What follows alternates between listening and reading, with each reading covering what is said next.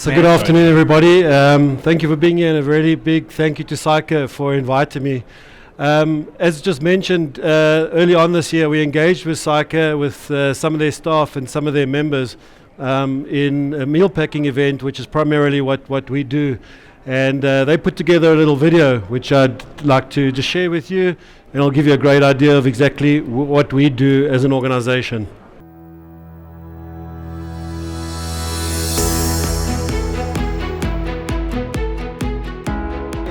Today it is World Hunger Day. A lot of people know about Madiba Day, 67 minutes. As SAICA and the profession, we are contributing to the Sustainable Development Goals, which is goal number 2 of the 17 goals, zero hunger. So what we're doing today, we are packing 15,000 meals, packet of meals. A meal can feed to about 6 family members. So today we'll be packing 15,000. You can do the math as to how many family members we're going to be feeding by just packing these 15,000 meals. And then the entire staff of SAICA is getting involved in packing these meals, including our CEO, also our executive directors. They're all going to be here today for 2 hours packing 15,000 meals. I'm from an organization called Rise Against Hunger. And what we do is we engage with corporates to facilitate meal packing events. We distribute them predominantly to early childhood development centers. We currently have over 320 ECDs which we support on a daily basis. Oh my word, that was so exciting! 15,000 meals packed for World Hunger Day.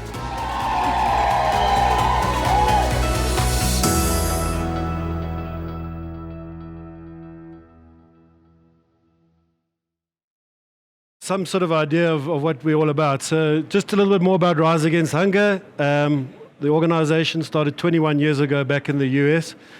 And the South African affiliation started 10 years ago this month. So we're busy celebrating our 10th birthday. So that's really awesome. And so as you could see from the video, what we do is we essentially engage with corporates, predominantly corporates with the employee volunteering programs, and we facilitate these meal packing events. Once the meals are packed, we go back to our warehouse, and then we distribute these meals. The majority of our beneficiaries are children between the ages of 1 and 5. We have a whole program where we distribute these nutritious meals. It's an outcomes-based program, and we distribute these meals to early childhood development centers. And essentially, in a nutshell, the receiving of these meal packs to the ECDs creates a savings for them, and we measure this amount of money that they're saving, and we encourage them to reinvest that money back into the creche, and so we build the creche up. And the money is used for areas like teacher training, educational toys, infrastructure, cooking facilities, etc., etc. So we have a whole outcomes-based program. At the beginning of last year, Rise Against Hunger International embarked on their This Is Possible campaign. Hashtag 2030 is possible, which is really exciting, and obviously in line with the United Nations Sustainable Development Goals, more specifically number 2. So I think the question many people ask, is this possible? I know I get asked that question a lot, and I've been to a lot of workshops around NGOs and especially in the ECD space. And one of the best answers I've heard when the question was asked to one of the speakers, is this possible? They said, what's the most important thing is that there is a date that has been set.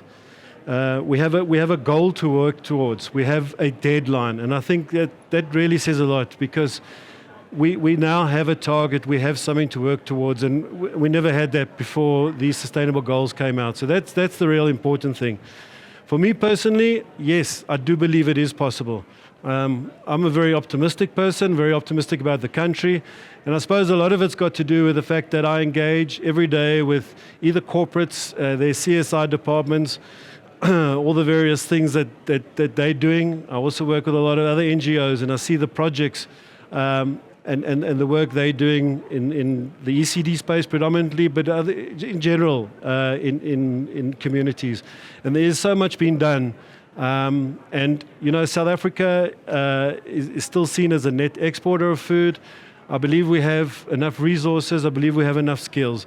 So for me, the answer is definitely yes to that question. Is this possible? Just to have a look at a little bit of the Rise Against Hunger stats before we look at sort of the bigger stats. So we're currently supporting over 524 early childhood development centres. 332 of them are directly. In other words, we distribute on a monthly basis. We conduct M&E on a monthly basis, and we engage with them to build up their creche. We also work via partnerships, other NGOs in that space. Last year, we packed just over 5 million meals. Our target for 2019 is 6 million meals. And we're currently sitting on 60,000 beneficiaries, or just over 60,000 beneficiaries. And what's quite important there is the number of volunteers we engage with. We're a very volunteer-driven organization. And it just creates a great opportunity for people to get involved. Wherever you go, there's so many people who want to do something. I think in general, the average South African wants to make a difference. They want to do something. They're not always sure what to do. So we're very dependent on volunteers. As I say, this year we plan on packing 6 million meals. We only have 23 staff nationally. We have no mechanized ways of packing these meals. So it all has to be done by volunteers. And also recently, we moved into the sustainable farming sort of sector, which I'll talk a little bit about now. But we currently have 3 sustainable farms operating. Just a few stats to try and put the hunger issues in perspective. Nearly 800 million people worldwide do not have enough food. That's 1 in 9. Sub-Saharan Africa is the hardest hit, with sort of 1 in 4 people who are undernourished. Here in South Africa, we work on figures of around about 3.2 million children who are food insecure. The stat of 1 in 4 are born developmentally stunted is a very scary stat, but also something that's almost unbelievable. We're hoping to work with an organization called Grow Great, who specialize in stunting and specialize in that first 1,000 days. The first 1,000 days of a mother's pregnancy to the age of 2 are so critical. And I just took this little section I wanted to read off their website, and it says, stunting robs young children from reaching their full potential. Stunted children, on average, perform worse at school than their non-stunted counterparts. They are more likely to be unemployed as adults. They're at a higher risk of getting diseases like diabetes and hypertension, and are vulnerable to being trapped in intergenerational cycles of poverty. And this is unjust, as stunting is completely preventable. And that to me, 1 in 4, 25% of the children born are born stunted, developmentally stunted, which I think is a real shame for us. And it is something that can be prevented. So it is a really big concern for us. And the other stat, which many people don't know, that malnutrition kills more people than HIV, AIDS, tuberculosis, and malaria combined, which is also a very scary statistic. So at Rise Against Hunger, we identified 4 pathways to eradicate hunger and to reach our goal of 2030, of which I just want to sort of highlight the 3 of them. So the first is the nourishing lives, which I've spoken about already. It's the engaging with corporates, with organizations, faith-based organizations, to do the meal packing and then distribute these meals. And as I say, we really focus on the developmental years of a child's life, that 1 to 5, because it is really, really critical to give them that foundation for life. Most of our meals are also distributed through education facilities like the early childhood development centres. That way we can monitor, we can really measure how many children we're feeding. We know that when they do come to school, they are going to get a nutritious meal. And we also engage quite a lot with university students. They're the second biggest portion of our beneficiaries. There is huge problems at university level, and the percentage of the number of first-year dropouts that it is attributed to hunger is actually incredible. The University of Free State put it up to around about 40% of the reason of first-year dropouts to hunger issues. So it also is a huge problem, and it's also something we're trying to address to try and encourage and assist students staying at university, going on and finishing their degree. The other pathway we identified is sustainable communities. So even we know that we can't just keep engaging with corporates, packing meals for the next 10 years and handing them out and feeding them. We have to really start building and working with communities to help them to become sustainable. So obviously in the food business, we've started recently rolling out a series of sustainable vegetable gardens. And we're linking them in areas where we have early childhood development centres, and obviously where there's an opportunity for a community to get behind the project and sort of really get involved. When we first took on this issue, our biggest concern then, and our biggest worry was, would we be able to find the land? Because land is always a contentious issue. Land is always, might be a problem for these. But I can tell you now, in the past 12 months that we've engaged on our sustainable farming projects, we just haven't had a problem with land. We've been offered 6 huge pieces of land in and around the communities we work with. And you know, when you start looking into it and you look, there is just so much opportunity and so much space to start these sustainable vegetable gardens. We're also working, we got a donor recently who's adopted one ECD, one primary school and one high school, and they all have enough land. So we're starting to implement these vegetable gardens at these schools and primary schools and creches. And it has so many other benefits. So we've got someone to do skills training. So it's a great platform to teach people on how to grow products. It also creates employment. A lot of the produce sold comes back to those working the land, which provides them some sort of income. And of course, it also is an opportunity to provide to our current beneficiaries that they add fresh produce to our meals. With the advancement of things like hydroponics and box gardens, once again, also don't need a lot of space. And they're very simple. The setup costs might be a little bit higher, but it's also been very surprising for us that when we've approached donors, and we're not just always approaching them for meal packing events, we're talking about the sustainable projects. A lot of corporates out there are very excited about this, and funding is really available. So we're very positive about the sustainable farming projects going ahead. I was recently at a workshop down the University of Free State, and what's really exciting there, they've also identified a large area of land on their campus that they've created a student community vegetable gardens. They've set up student community kitchens, and of course we also supply them with a lot of meals. So it's just a whole lot of these factors coming together are really making a huge difference. And then of course the other aspect about being able to engage with communities is the opportunity of skills sharing. And I'll share a few examples now of how we're working with volunteers on skills sharing. I think the most important lesson that we've learned in this is, as I said, when we started out, we thought land would be the problem. But the biggest thing is getting the buy-in from the communities.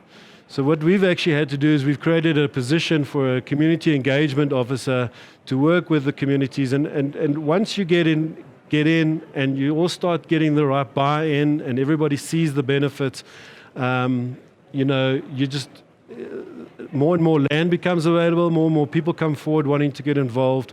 So I'm really excited about the whole sustainable communities, and I think that is definitely the way forward. Our business is definitely going to shift from just packing meals to getting more and more involved with sustainable communities. And then, of course, growing the movement is another pathway for us. And it's obviously very important. We have days like World Hunger Day where we engaged with SAICA. There's World Food Day, which is next month on the 16th of October.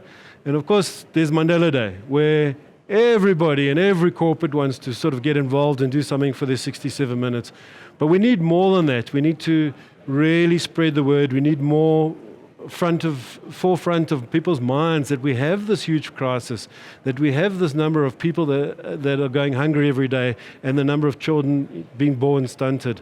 So we're looking at ways of really growing the movement to keep this awareness, to keep the awareness going.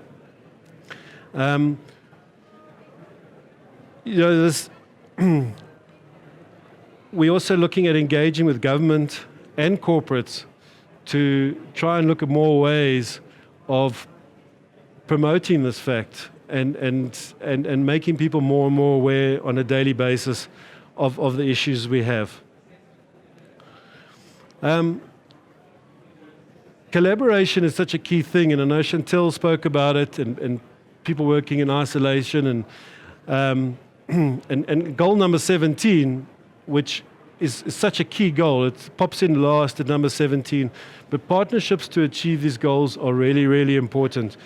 And I attend quite a few workshops and conferences, and a lot of their themes will be collaboration. And I've been hearing collaboration for the last 5 years in the NGO sector. And in a workshop, everyone talks about it and agrees. But on the ground level, down on ground level, very little collaboration is actually happening. And it is sometimes challenging. Part of our strategic plan for the next 3 years is to collaborate with whoever we can. And NGOs often seem quite reluctant. And I think that's mainly because around funding. NGOs are very possessive over their funders. They're a bit scared to share, how much they're getting from who, or who might have extra money. So they're very cagey about that. And I think that prevents a lot of NGOs working together, which, just that has to stop. And I think it's a bit of false thinking, because on several occasions we've got together with 2 or 3 other NGOs and we've approached donors as a collective.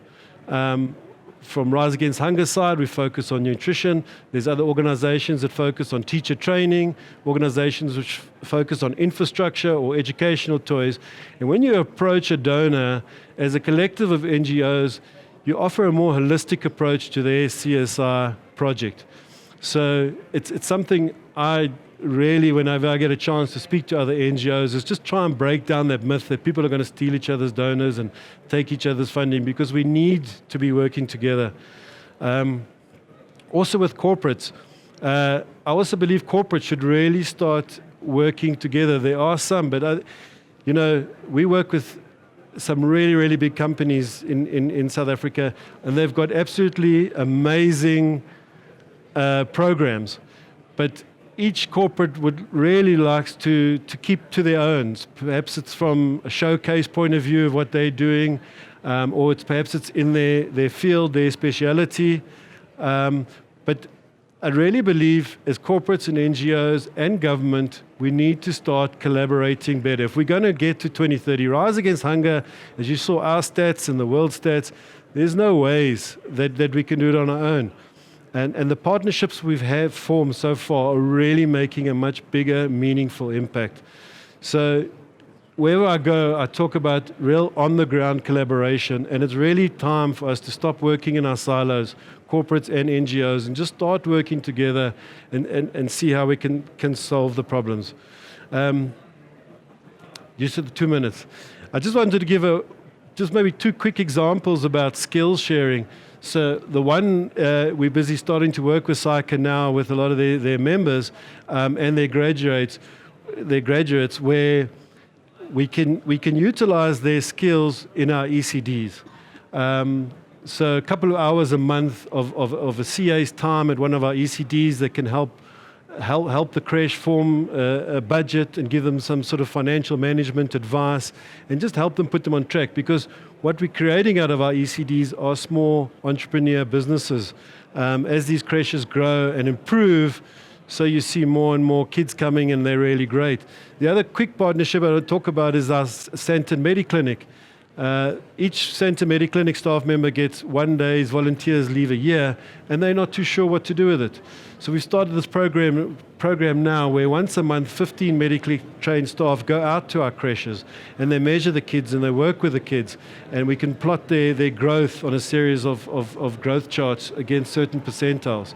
And it's fantastic how we can be able to then pick up malnutrition and obesity, and we can deal with it there and then. So that's not just always about money. It's not just always about, coming to certain events, but people have so many skills that we can offer, and we're hoping to roll out these skills in our sustainable farming projects as well. And so those are the areas we're focusing on. We always say 2 + 3 + 4 = 1, and that's what we're really working towards.